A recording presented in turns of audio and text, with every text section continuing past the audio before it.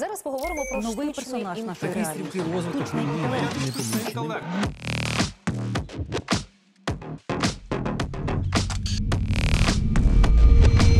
Штучний інтелект – це один з надважливих винаходів, які не можна ігнорувати. Його прогрес та стан розвитку вже сьогодні може змінити наше життя не менше, ніж винахід пеніциліну чи інтернету. Звучить надто пафосно? Та й взагалі, чому ми говоримо про технології на каналі, який мав би бути про політику? Так, я не Діма Малеєв. Here I come. Here I come. Але вплив штучного інтелекту на політику та суспільство буде потенційно куди значнішим від змін у програмуванні чи житті офісних працівників. Маєте сумніви? А ви дослухайте наше відео до кінця і доведіть мені, що я помиляюсь в коментарях. Або ж опишіть ваш останній досвід роботи зі штучним інтелектом. Поїхали, неаполітичні.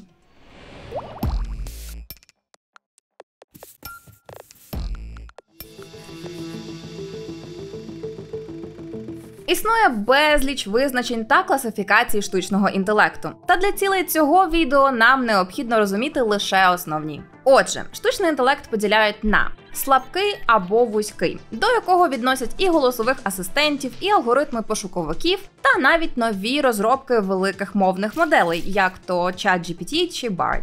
А також General AI, тобто повний чи сильний штучний інтелект, який знаходиться на рівні людського, та якого поки не існує. Вже не кажучи про штучний суперінтелект чи ACI, система, в якій інтелект машини перевершує всі форми людського інтелекту в усіх аспектах, існування якого все ще гіпотетична концепція.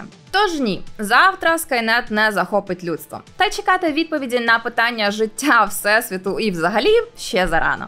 Проте вже сьогодні ми бачимо, як найбільші компанії світу борються за перемогу у війнах штучного інтелекту. А ChatGPT лише через 2 місяці після запуску мав приблизно 100 мільйонів активних користувачів щомісяця, що зробило його найшвидше зростаючою споживчою програмою в історії. Для порівняння, TikTok знадобилося 9 місяців, щоб досягти тієї ж позначки, а Instagram – близько 2,5 років. Такий розвиток штучного інтелекту викликає одночасно як захоплення, так і стурбованість. Оптимісти вважають, що поява штучного інтелекту призведе до значних досягнень та швидкого зростання, а також дозволить нам розв'язати глобальні проблеми, такі як зміна клімату чи енергетичну кризу.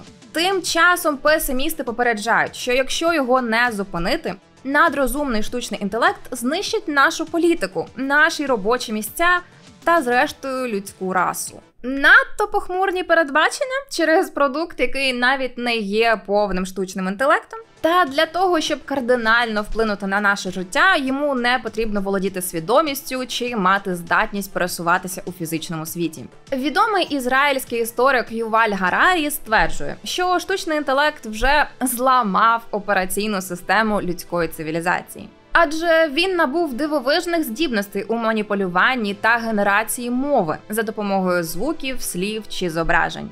Мова – це те, з чого складається майже вся людська культура. Права людини, закони чи традиції не вписані в нашу ДНК.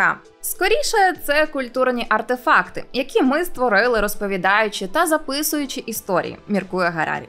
Гроші також є культурним артефактом. Наразі понад 90% грошей – це просто цифрова інформація в комп'ютерах. А цінність їм надають історії, які нам розповідають банкіри, міністри фінансів і гуру криптовалют.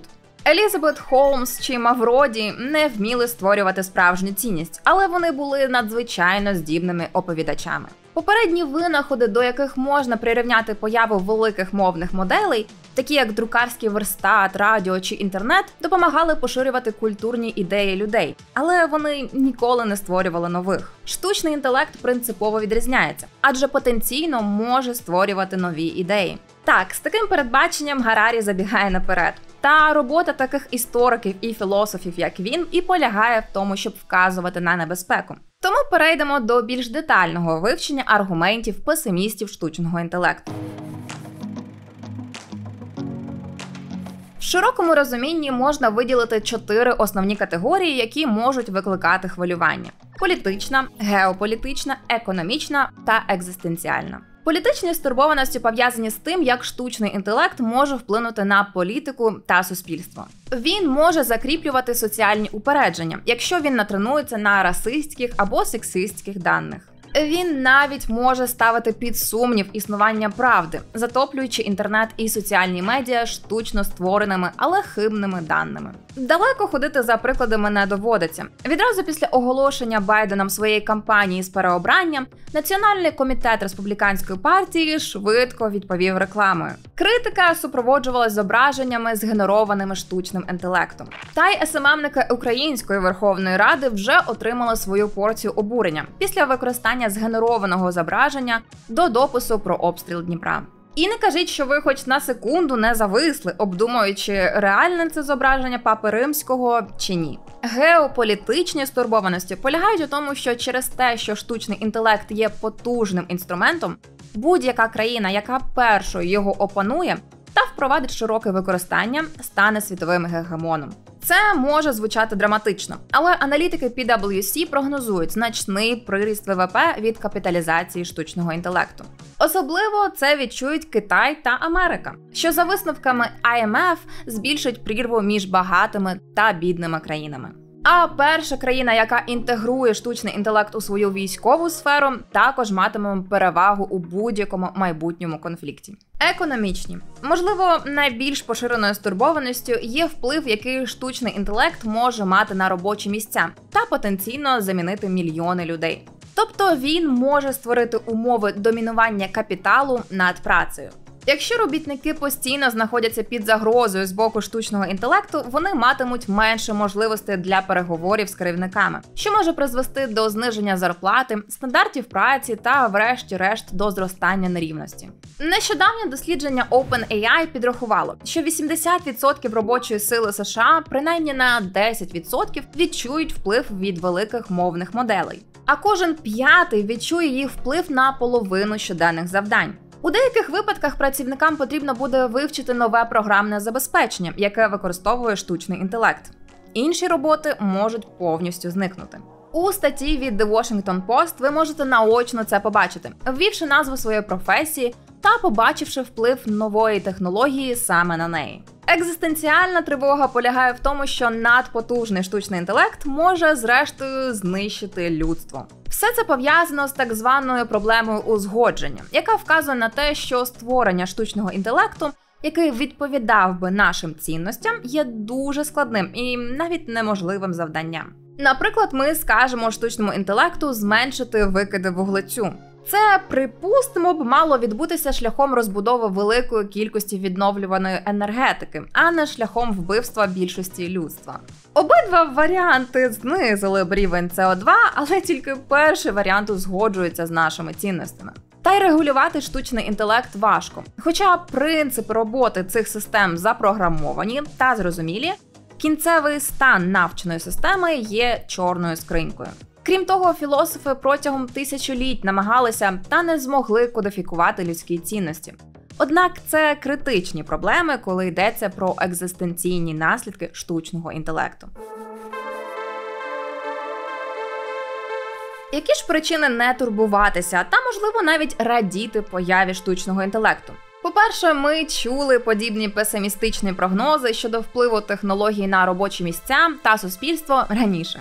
Прекрасним прикладом є сільське господарство. У 18 столітті 80% британців займалися сільським господарством. Але завдяки інноваціям ця цифра знизилася до менше, ніж 5%.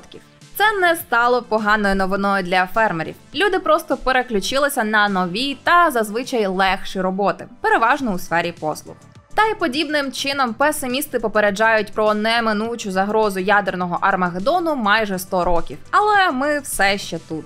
Штучний інтелект відрізняється від тракторів та ядерної зброї, і для всього є перший раз. Але історія повна подібного технологічного песимізму, і до цього часу він виявлявся необґрунтованим. Велика частина занепокоєння щодо штучного інтелекту припускає, що його можливості продовжуватимуть експоненційно зростати, досягнувши технологічної сингулярності. Хтось очікує її вже через пару років, тоді як інші пророкують ще пару десятків років роботи. Хоча це може бути правдою, зазвичай зростання завжди вповільнюється, і часто набагато раніше, ніж очікувалося. Томас Мальтус передбачив масовий голод через експоненціальне зростання населення в 1798 році. А вже в 1960-х роках зростання врожайності викликало балачки про кінець дефіциту їжі.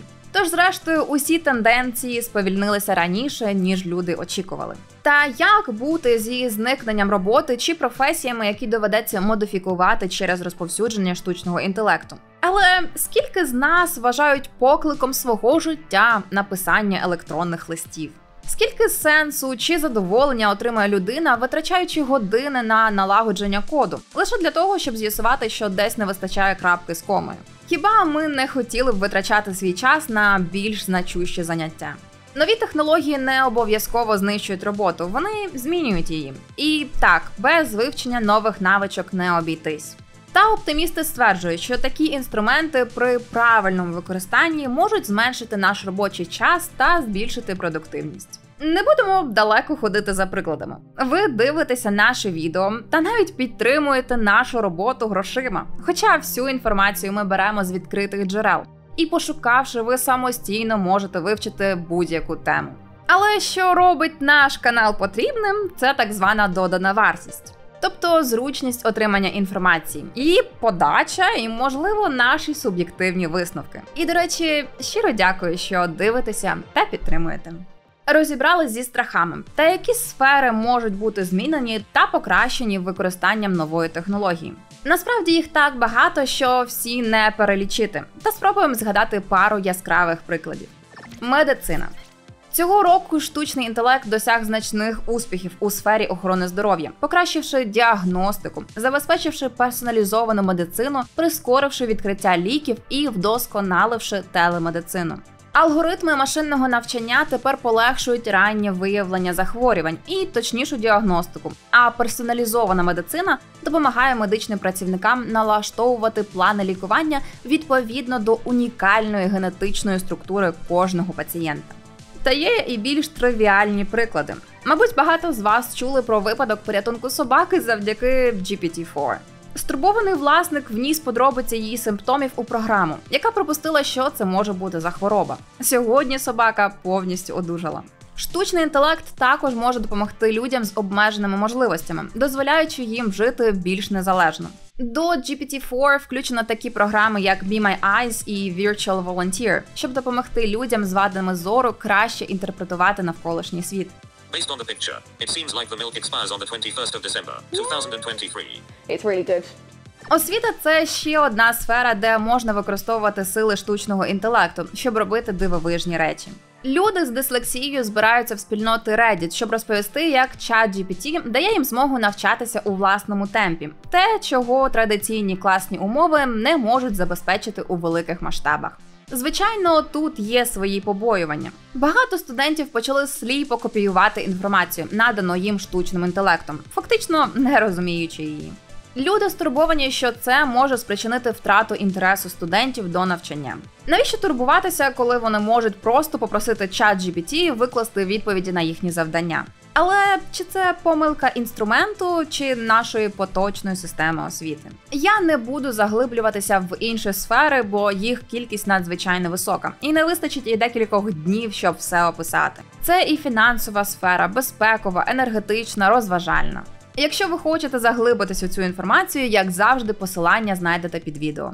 Також в описі ви можете побачити наші рекомендації книжок на тему штучного інтелекту. Такі як «Життя 3.0», де Макс Тегмарк аналізує наслідки появи штучного інтелекту, чи «Майбутнє ближче, ніж здається», як технології змінюють бізнес, промисловість і наше життя. Адже ми з книгарнею Сенс впевнені, що книжки – це не лише прикраса домівки, а ще й джерело натхнення, знань та гарного дозвілля.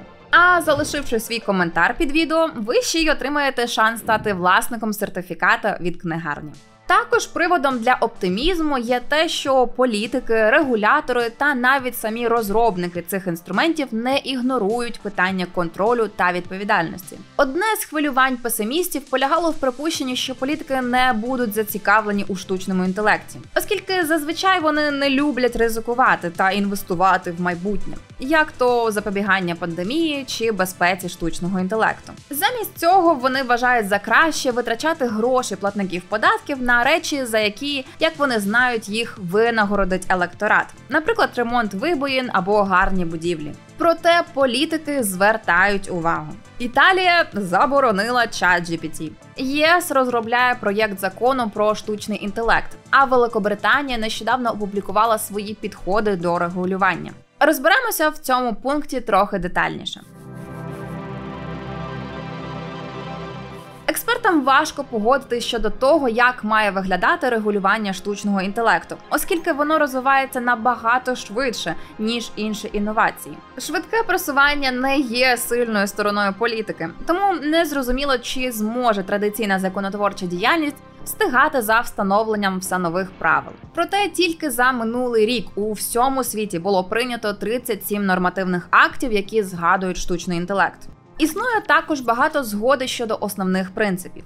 І майже всі погоджуються, що потрібно щось робити. Нещодавне опитування показало, що 91% людей погодилися з тим, що штучний інтелект потрібно регулювати. Та й бізнеси, здається, розділяють ці ідеї. Сем Альтман з OpenAI і Сундар Пічай з Google вже просять уряди регулювати їх дітища. І відповідь не забарилась. Європейський Союз і США мають намір активізувати співпрацю в галузі з метою встановлення мінімальних стандартів для роботи. Китай випустив чернетку закону, який регулює генеративний штучний інтелект. А закон Європейського Союзу про штучний інтелект може стати першим у світі всеосяжним законодавством, що регулює цю технологію, з новими правилами розпізнавання осіб і біометричного спостереження. Але уряди та законодавці ЄС ще мають узгодити загальний текст. Голова ЄС технічних питань Маргрета Вестагер зазначає, існує спільне відчуття терміновості. Щоб отримати максимальну користь від цієї технології, потрібні огорожі. Сьогодні все ще складно зрозуміти, прогнозувати чи мріяти про майбутнє, у якому штучний інтелект не лише нішовий інструмент, але широко вживана технологія, яка існує в безлічі сфер нашого життя. І, звісно, як будь-яка технологія, а особливо нова, вона не позбавлена протиріч та помилок. Швидкий розвиток і не менш швидке поширення викликало занепокоєння багатьох експертів, які побоюються, що без належного контролю ці програми можуть становити загрозу. Як нам цього уникнути? Як запобігти тому, щоб майбутнє не стало кошмаром наукової фантастики? У передмові до збірки оповідань 2022 року «Терраформа» Корі Докторов пропонує шукати натхнення в малоймовірному джерелі – луддитах. Луддити були рухом англійських текстильних робітників у 19 столітті, які нападали й трощили нове промислове обладнання. Вони стали синонімом технофобії, але це ще не вся історія. Луддити насправді не були противниками технологій. Механізовані ткацькі верстати означали, що ткачі могли виробляти тканину швидше, з меншими витратами та безпечніше. Якби це було реалізовано правильно, то могло б означати скорочення робочого часу чи збільшення продуктивності. Натомість власники фабрик не лише заміняли працівників, а й скорочували зарплату. Як ви можете собі уявити, це принесло користь лише власникам капіталу, не покращивши життя робітників. Тобто відбувся схожий песимістичний сценарій, який ми згадували раніше. Луддити не були проти нової технології, вони були проти того, як технологія використовувалася. Людство стоїть на порозі ще однієї технологічної революції. У найближчі десятиліття штучний інтелект може бути здатний перевершити людей, потенційно замінивши цілі галузі. Але у нас ще є час та можливість зробити це безболісно та безпечно. Нам потрібно проявити креативність, щоб створити майбутнє, де технології будуть використовуватися для покращення життя, а не створювати нові інструменти збільшення депресії. І так, я вірю, що використання штучного інтелекту вже не питання смаку, а необхідність. Тому бажаю вам наснаги та швидкого освоєння нових технологій. І, мої неаполітичні друзі, цей сценарій створила людина. Та чи точно?